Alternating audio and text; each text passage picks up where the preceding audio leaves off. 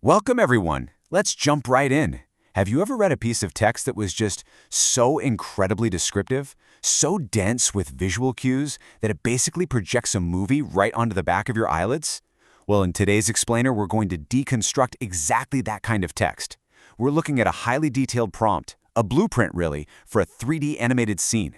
We are going to strip this thing right down to its studs to see exactly how just a few carefully chosen sentences can engineer an entire visual and emotional experience. So get comfortable because we're about to anatomize a true cinematic masterpiece. Okay, let's dive into this. The source text begins by setting this perfectly tranquil stage. Listen to this. A heartwarming, Pixar-style 3D animated cinematic scene. Early morning inside a cozy middle-class family home. Warm, golden sunlight streams softly through the bedroom window, creating beautiful light rays and realistic shadows. A handsome 14-year-old schoolboy with black hair, expressive brown eyes, fair skin, wearing blue pajamas, sleeps peacefully on a simple bed.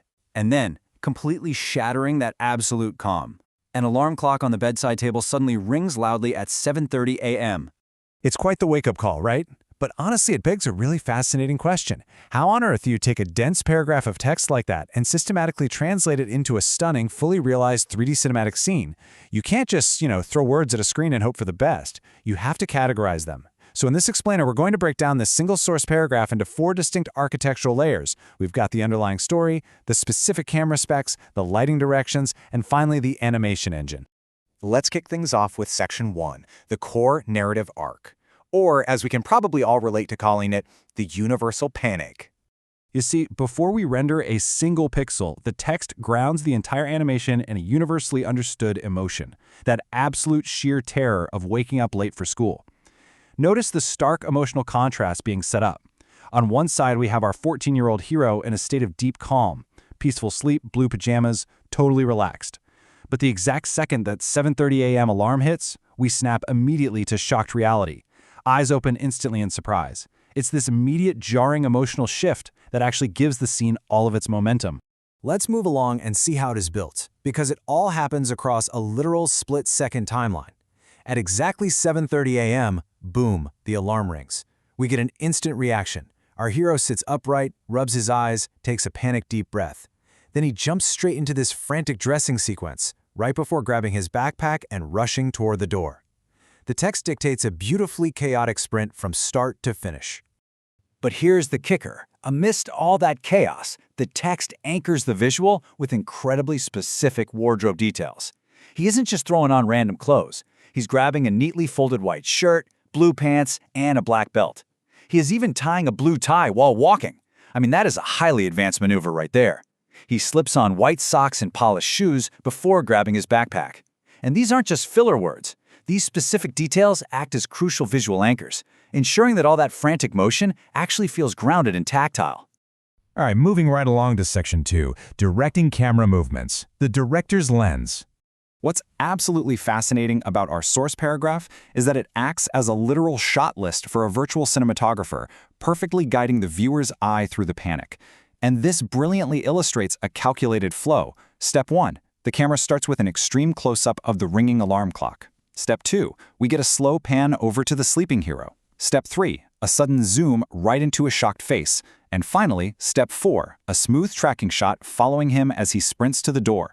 It's a highly calculated camera sequence. Now, the text explicitly calls for natural camera movement. But why? Well, because tying those specific mechanical steps, the pan, the zoom, the tracking shot, to smooth, natural motion is exactly what enhances the emotional storytelling. The prompt specifically requests a family-friendly and Pixar-style feel, and these deliberate flowing camera choices are really the secret sauce. They make the audience connect emotionally with our panicking hero rather than just giving them motion sickness from all the frantic action.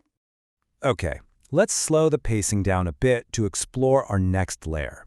Section 3, lighting and environmental details, setting the mood. Because let's be honest, a scene can have absolutely perfect camera work, but if the lighting is flat, the magic is just gone. The source specifically calls for realistic global illumination.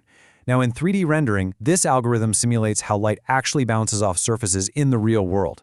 This one specific command is what generates that warm golden sunlight and those beautiful light rays streaming softly through the window, which gives us that cozy feeling and those incredibly realistic shadows. Now, what's really interesting here is the explicit request for a shallow depth of field. You've definitely seen this before. It's a classic cinematic technique where only the subject is in sharp focus while the background gracefully blurs out.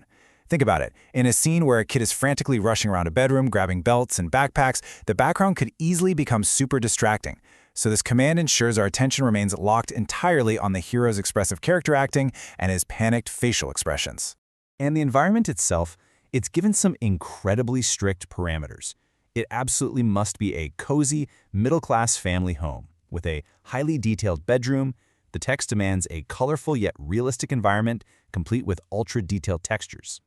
These guardrails are so important because they ensure that even though the final output is a stylized, 3D animated cartoon, the world this character inhabits remains incredibly grounded, highly textured, and totally believable.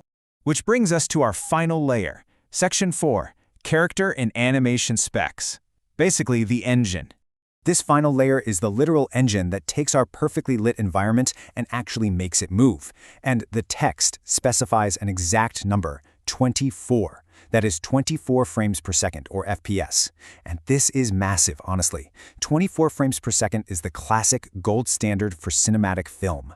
By explicitly writing this single detail into the prompt, the final animation won't look like some hyper-smooth 60 FPS video game. It's going to have that signature, filmic cadence of a big theatrical animation. But before we can actually animate anything, we need an exact visual baseline for our 3D model. The text provides strict character specs. We have a 14-year-old schoolboy playing our hero role. He's got black hair, expressive brown eyes, and fair skin. This level of exactitude leaves literally nothing to chance.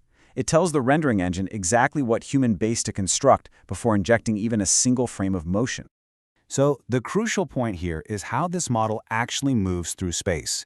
The text demands fast but natural movements, but more importantly, it calls out highly specific physics systems. We're talking realistic cloth physics for that blue tie and white shirt, realistic hair movement as he sprints to the door, and smooth body motion tied directly to expressive facial expressions. Actually, if you think about it, without these specific, highly technical physics callouts, a frantic dressing sequence wouldn't look like a cinematic masterpiece at all. It would just look like a stiff, robotic mess. When you step back and look at the entire blueprint we've just deconstructed, you realize it truly is the sum of its parts. By flawlessly combining a universally relatable story of morning panic, precise sequential camera steps, warm global illumination, and advanced 24 frames per second physics, the text provides the exact mathematical and artistic formula required to generate a genuine Pixar-quality 3D cinematic masterpiece. It completely changes how you look at a simple paragraph, doesn't it? If highly specific words act as the literal rendering engine for both artificial generation and our own human imagination, it really makes you wonder about the power of the next sentence you type out. So my question to you is, what scene will you write next? Thank you so much for joining me for this explainer. Until next time, keep looking closely at the details.